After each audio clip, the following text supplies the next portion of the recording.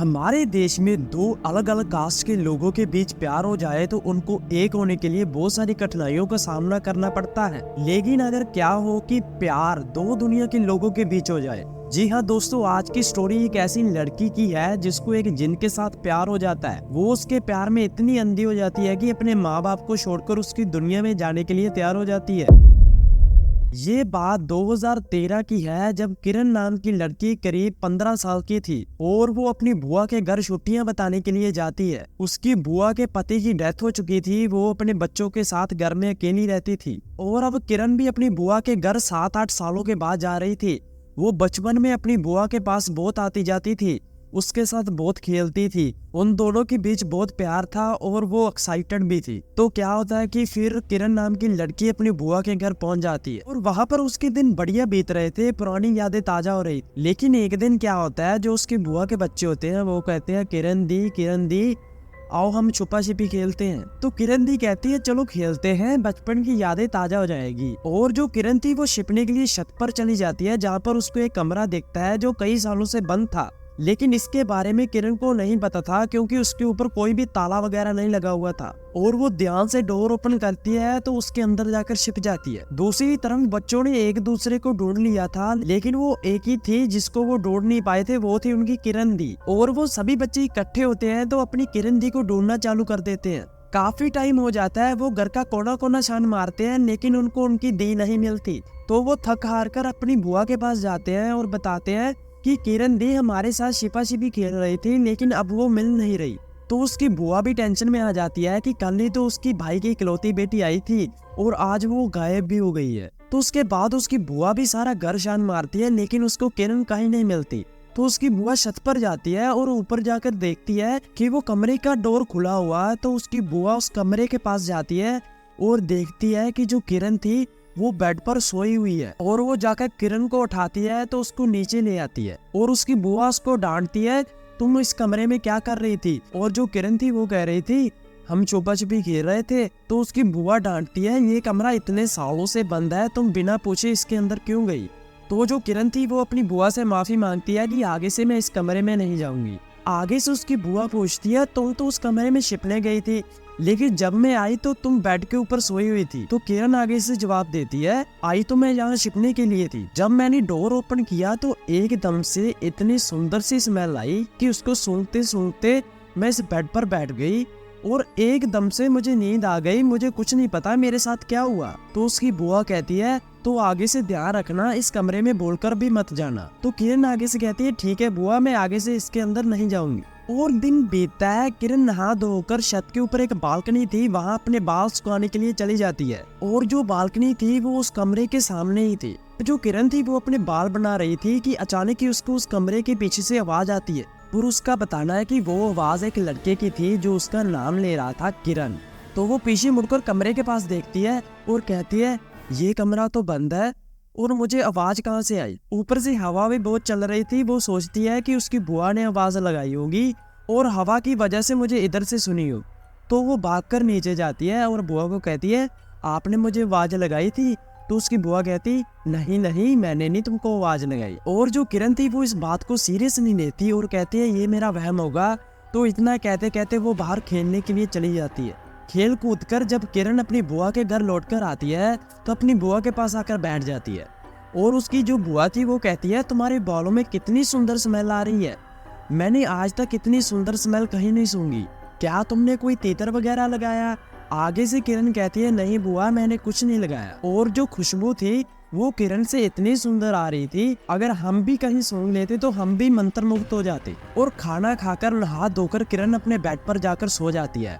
और जब सोती है तो उसको एक ऐसा सपना आता है जिसमें उसको एक लड़का दिखता है जिसने व्हाइट रंग के कपड़े पहने हुए थे और उसके चेहरे पर ऐसा अजीब सा ग्लो था कि उसके तरफ वो बहुत ज्यादा अट्रैक्ट हो जाती है। और उसे ऐसा लगता था कि इससे ज्यादा सुंदर लड़का मैंने आज तक दुनिया में देखा नहीं है। तो किरण सपने में उस लड़के के पास जाने की कोशिश करती है तो वो लड़का एकदम से गायब हो जाता है। और फिर किरण एकदम से उठती है और चारों ओर देखती है, उसको कोई नहीं दिखता और वो फिर सो जाती है। और उसके साथ फिर वैसा होता है, वो ही सुंदर लड़का उसके सपने में फिर से आ जाता है। वो फिर उसके पास जाने की कोशिश करती है और वो गायब हो जाता है। तो ऐसा उसके साथ हर रोज होता था दिन हो रात हो, जब भी वो सोती थी उसको सपने में वो सुंदर सा लड़का दिखता था। और इतने दिनों से किरण ये भी नोटिस कर रही थी जो सुंदर सी स्मेल उसकी बॉडी से आ रही है और वही स्मेल उसके सपने में उस लड़के के पास से आ रही थी। और वो उस लड़की की तरफ इतनी अट्रैक्ट हो गई थी कि ऐसा लगता था कि किरण को उसके साथ प्यार हो गया है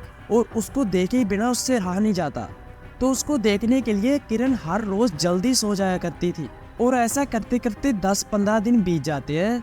और एक दिन क्या होता है, किरण ठान लेती है कि अगर आज वो मेरे सपने में आया तो मैं उसके साथ बात करके छोड़ूंगी। जिसके लिए वो खाना खाकर जल्दी अपने बेड पर सो जाती है। और ऐसा ही होता है कि वो लड़का फिर से उसके सपने में आ जाता है और इस बार वो लड़का उसकी तरफ पीठ कर खड़ा हुआ था। तो किरण आवाज लगाती है कि तुम कौन हो, मैं हर बार तुम्हारे साथ बात करने की कोशिश करती हूँ और तुम गायब हो जाते हो, और इसके साथ तुम मुझे इतने अच्छे लगने लगे हो कि तुझे देखे बिना मेरा दिल नहीं बीतता और मुझे तुम्हारे साथ प्यार हो गया। तो ऐसा सुनते ही वो लड़का घूमकर उसके पास पहली बार आ जाता है। फिर वो सपने में दोनों इकट्ठे बैठ जाते हैं और एक दूसरे से बात कर रहे थे जैसे लड़का लड़की दोनों बैठकर बात करते हैं। और बात करते करते रात बीत जाती है और अगला दिन चढ़ता है। और अगले दिन क्या होता है कि किरण को एकदम से बहुत तेज फीवर हो जाता है और फिर वो अपनी बुआ को बताती है। और जो बुआ थी वो जल्दी से उसको डॉक्टर के पास ले जाती है और डॉक्टर दवाई वगैरह देता है और कहता है नॉर्मल सा फीवर है, खेलने कूदने से हो गया होगा। और फिर वो घर आते हैं और बुआ उसको मेडिसिन दे देती है और खाना वगैरह खाकर किरण उस लड़के से बात करने के लिए जल्दी से अपने बिस्तर पर सो जाती है। तो उस दिन क्या होता है कि सपने में किरण लड़के को कहती है कि तुम मुझे बहुत अच्छे लगते हो और मैं तुम्हारे साथ ही शादी करना चाहती हूँ। और जो लड़का था वो भी आगे से कहता है कि तुम मुझे बहुत अच्छी लगती हो और मैं भी तुम्हारे साथ शादी करना चाहता हूँ, लेकिन इसके लिए तुमको अपने माँ बाप को छोड़कर मेरी दुनिया में जाना पड़ेगा। और आगे से किरण कहती है कि जिसको भी छोड़ना पड़े मैं उसको छोड़ दूंगी, लेकिन मैं तुमको नहीं छोड़ूंगी और मैं शादी तो तुम्हारे साथ ही करूंगी और सारी उम्र तुम्हारे साथ ही रहना चाहती हूँ। तो वो आगे से लड़का कहता है कि ठीक है। और उन दोनों के बीच की प्यार की बातें दिन भर दिन बढ़ती जा रही थी और उसके साथ साथ जो सुंदर सी स्मेल थी वो भी किरण की बॉडी से बहुत ज्यादा बढ़ रही थी। और उसकी बुआ भी नोटिस करती है कि इसकी बॉडी से इतनी स्मेल आ कहाँ से रही है, ये तो कोई तीतर वगैरह भी नहीं लगाती और ये स्मेल कहाँ से आती है, इसके पीछे का क्या कारण है। उसकी बुआ उससे बहुत पूछती है लेकिन उसको कुछ भी जवाब नहीं मिलता। आगे से किरण कहती है इसके बारे में तो मुझको कुछ नहीं पता। 2-3 दिन बीतते हैं कि किरण एकदम से बीमार पड़ जाती है। उसका फीवर तो उतरने का नाम ही नहीं लेता और उसको ड्रिप वगैरह भी लगनी शुरू हो जाती है और उसको हॉस्पिटल में एडमिट करा दिया जाता है। और जो बुआ थी वो आगे से किरण को कहती है कि तुम अब तो कहीं बाहर खेलने वगैरह भी नहीं जाती, तुम सारा दिन खा पी कर अपने कमरे में ही सोती रहती हो और तुम बीमार कैसे हो गई, क्या कारण है, कोई बात है तो मुझे बताओ प्लीज, मुझे कुछ भी समझ नहीं आ रहा कि तुम बीमार कैसे हो रही हो। और थोड़े टाइम बाद किरण अपनी बुआ को बताती है कि मैं जब भी सोने जाती हूँ तो मेरे सपने में एक सुंदर सा लड़का आता है जिसकी तरफ मैं इतनी ज्यादा अट्रैक्ट हो गई हूँ कि मुझे उससे प्यार हो गया है और मैं उसके साथ ही शादी करवाना चाहती हूँ। तो उसकी बुआ कहती है कैसी बातें कर रही हो, बीमार होने के साथ साथ तुम्हारा दिमाग भी पागल हो गया। तो किरण कहती है नहीं बुआ, मैं सच कह रही हूँ। तो बुआ कहती है सपने में लड़का आता है, तुम उसके साथ शादी कैसे करोगी। और किरण कहती है उसने मेरे साथ वादा किया है और मैं उसके साथ शादी करूंगी। तो किरण की बुआ इस बात को सीरियस ले लेती है और वो किरण को लेकर ना अपने गांव के बाबा के पास ले जाती है और वो जाकर बाबा को सारी बात बता देती है। और बाबा फिर किरण के पास जाते हैं और उससे पूछते हैं कि तुम इस लड़के को जानती हो। तो आगे से किरण कहती है हाँ मैं इस लड़की को जानती हूँ, हम दोनों रोज सपने में मिलते हैं। और फिर बाबा कहते हैं कि क्या तुमने इसको रियल लाइफ में देखा है। तो किरण कहती है ऐसे तो नहीं देखा, मैंने सपने में इसको जरूर देखा है और हम दोनों एक दूसरे को प्यार करते हैं और उसने मेरे साथ वादा किया है कि वो उसके साथ शादी करेगा और मैं भी उसके साथ शादी करना चाहती हूँ। तो ऐसी बात सुनकर आगे से बाबा जी कहते हैं चलो ठीक है और अब तुम रेस्ट करो। और जो बाबा था वो बुआ के पास आता है और कहता है कि इसके पीछे जिन पड़ा हुआ है, जो इसके सपने में लड़का आता है वो एक जिन है जो इसको बहुत प्यार करता है और आगे से किरण भी उसको बहुत प्यार करती है और दोनों ही एक दूसरे से शादी करना चाहते हैं। लेकिन इसके लिए पहले किरण को इस दुनिया से फ्री करना होगा, मतलब उसको इस दुनिया से मरना पड़ेगा। तो ऐसा कुछ सुनते ही किरण की बुआ एकदम से डर जाती है और सोचने लगती है कि उसके भाई की ये इकलौती बेटी है और वो इतने सालों बाद मेरे पास आई है, अगर इसको कुछ हो गया तो मैं कहीं अपना मुंह दिखाने के लायक नहीं रहूंगी। तो वो फिर बाबा के सामने हाथ जोड़ती है कि मुझे इसके बारे में कुछ नहीं पता, मैं आपके ऊपर ही सब कुछ छोड़ रही हूँ, इस लड़की को जल्दी से ठीक कर दो। तो जो बाबा थे वो आगे से कहते हैं कि ये ठीक हो जाएगी, मैं तुमको एक धागा दे रहा हूँ जो उसकी बाजू पर बांध देना और उसको कभी भी भूलकर उतारना नहीं है। तो उसकी बुआ बाबा से धागा ले लेती है और उनकी बात ध्यान से सुनती है और वो किरण को वापस अपने घर ले जाती है और किरण को जाकर बोलती है कि ये लो धागा, अपनी बाजू पर बांध लो और आज के बाद वो लड़का तुम्हारे सपने में नहीं आएगा। और किरण आगे से बोलती है, बुआ जी आपको क्या है, वो मेरे सपने में आता है और वो मेरे साथ बहुत प्यार करता है, वो मुझे कौन सा नुकसान पहुंचा रहा है और हम दोनों एक दूसरे के साथ शादी करना चाहते हैं। तो बुआ कहती है वो तुमको नुकसान ही पहुंचा रहा है, तुम दिन भर दिन बीमार होती जा रही हो। तो कहती है बुआ जी ऐसा कुछ नहीं है, हम दोनों के बीच बहुत अच्छा रिश्ता है, हम दोनों एक दूसरे से बहुत प्यार करते हैं। और जो बुआ थी वो आगे से बोलती है, अगर तुमको उसके साथ शादी करनी है तो तुमको उसकी दुनिया में जाना पड़ेगा, इसके लिए तुमको पहले यहाँ से मरना पड़ेगा, अपने माँ बाप और मुझसे दूर जाना पड़ेगा। क्या तुम ऐसा कर सकती हो, अपने माँ बाप को अकेला छोड़ सकती हो? तो किरण एकदम से अपनी बुआ की बातें सुनकर सैड हो जाती है, क्योंकि उसकी बुआ भी बहुत ज्यादा रोए जा रही थी। तो उसके बाद किरण अपनी बुआ को रोते देखकर अपनी बुआ की बात मान लेती है और अपनी बाजू पर वो धागा बांध लेती है। और ऐसा करते ही उसके सपने में वो लड़का आना बंद हो जाता है। लेकिन ऐसा कितने दिन चलता, किरण से वो लड़के को देखे बिना रहा नहीं जाता था और उसका दिन नहीं बीतता था। और जो किरण थी वो 3-4 दिन ही उस धागे को बांध कर रखती है और उसके बाद वो उस धागे को उतार देती है और वो सो जाती है। और सोते ही वो लड़का फिर से उसके सपने में आ जाता है और आगे से कहता है कि मैं तुमसे बहुत प्यार करता हूँ, मैं तुम्हारे बिना नहीं रह सकता, मैंने शादी तुम्हारे साथ ही करवानी है। तो फिर से उन दोनों के बीच प्यार की बातें शुरू हो जाती है। और जो वो सुंदर सी स्मेल थी वो पहले तो धागा बांधने से बंद हो गई थी, लेकिन जब उसने धागा उतार दिया था और जब वो लड़का सपने में आ रहा था तो वो स्मेल फिर से आना शुरू हो गई थी। और ऐसा फिर से कई दिन तक चलता है कि किरण खेलना कूदना एकदम से बंद कर देती है और जल्दी से सो जाती थी और उसके साथ प्यार की बातें करती थी। और उसकी बुआ फिर से देखती है कि वो स्मेल बहुत तेजी से फैल रही है और वो फिर ना भागकर किरण के पास आती है और वो कहती है कि मुझे अपनी बाजू दिखाओ। तो फिर उसकी जो बुआ थी वो देखती है कि उसकी बाजू पर वो धागा नहीं है और वो किरण से पूछती है वो धागा कहाँ पर है। तो आगे से किरण कहती है कि मुझे कुछ नहीं पता कि वो धागा कहाँ पर है। तो ऐसा सुनते ही उसकी बुआ को बहुत ज्यादा गुस्सा आता है और वो कहती है कि तुम ऐसे नहीं सुधरोगी, तुम्हारे माँ बाप को बताना पड़ेगा।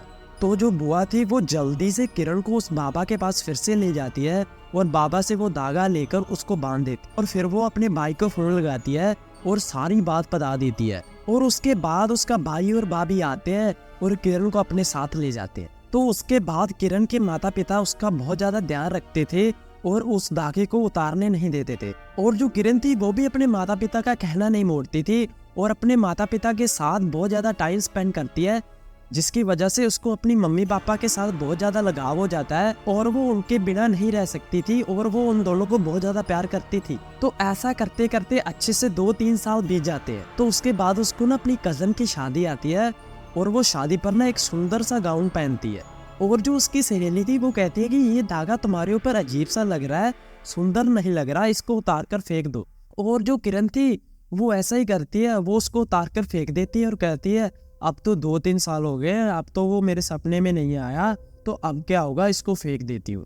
वो क्या करती है, फेंकने की सिवा इसको ना अपने ड्रॉ में रख देती है। और जो शादी थी वो अच्छे से हो जाती है और रात को ना फिर अपने बेड पर आकर जब किरण सोती है तो वो नोटिस करती है कि वही सुंदर सी स्मेल फिर से उसकी बॉडी से आ रही थी। और किरण भी इतना ज्यादा सीरियस नहीं लेती और वो सो जाती है। और सोते ही उसके सपने में वही लड़का फिर से आ जाता है जो बहुत ज्यादा रो रहा था और आगे से किरण भी बहुत ज्यादा रो रही थी और ऐसा लग रहा था कि कई जन्मों के बिछड़े आज मिले हैं। और वो दोनों गले लगकर बहुत ज्यादा रोते हैं और प्यार की बातें फिर से शुरू कर लेते हैं कि हम दोनों एक दूसरे के बिना नहीं रह सकते। और जो वो लड़का था वो आगे से बोलता है कि मैं तुम्हारे बिना नहीं रह सकता, मैंने तुम्हारे साथ ही शादी करवानी है और मैं भी तुमको अपने परिवार से मिलाना चाहता हूँ और तुम मेरे साथ मेरी दुनिया में आ जाओ। और जो किरण थी वो आगे से कहती है कि मैं भी तुमसे प्यार तो बहुत करती हूँ, लेकिन मेरे माता पिता भी मुझसे बहुत ज्यादा प्यार करते हैं और मैं भी उनसे बहुत करती हूँ।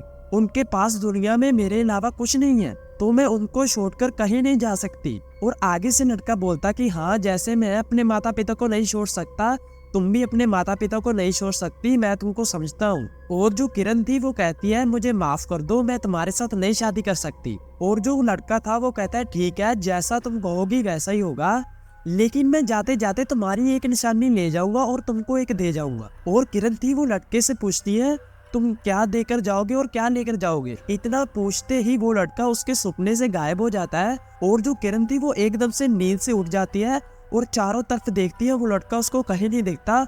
और ये भी नोटिस करती है कि वो जो सुंदर सी स्मेल थी वो एकदम से कहीं गायब हो जाती है। और देखती है कि उसकी बेड की राइट साइड एक सुंदर सी मोतियों की माला पड़ी हुई थी जो पहले नहीं थी। और जो उसकी बाजू वाला धागा था वो भी उसके ड्रॉ से गायब था। तो फिर उसको समझ लग जाती है कि वो लड़का ये मोतियों वाला माला एक निशानी के तौर पर मुझे दे गया है। और वो दिन बीतता है, उसके बाद कभी भी वो लड़का उसके सपने में नहीं आता। और वो लड़की आज भी खुशी खुशी अपनी जिंदगी जी रही है। और उसके पास उस लड़के की निशानी की एक माला है जिसे देखकर वो उसको याद कर लेती है। और हैरानी की बात यह है दोस्तों, जब उसकी बुआ से उस कमरे के बारे में पूछा गया था और उसकी बुआ कहती थी जब मेरी भी शादी हुई थी मैंने भी उस कमरे के बारे में पूछा था, लेकिन उसके बुजुर्गों ने उसको उस कमरे के बारे में कुछ नहीं जानकारी दी। बस ऐसा ही कह रहे थे कि ये इतने सालों से बंद पड़ा है तो इसको बंद ही पड़ा रहने दो। और आज तक ये कमरा एक मिस्ट्री ही बनकर रह गया है। और क्या इस कमरे के अंदर प्रेत आत्माएं रहती है और जो भी इसके अंदर जाता है उसके मगर वो आत्मा लग जाती है।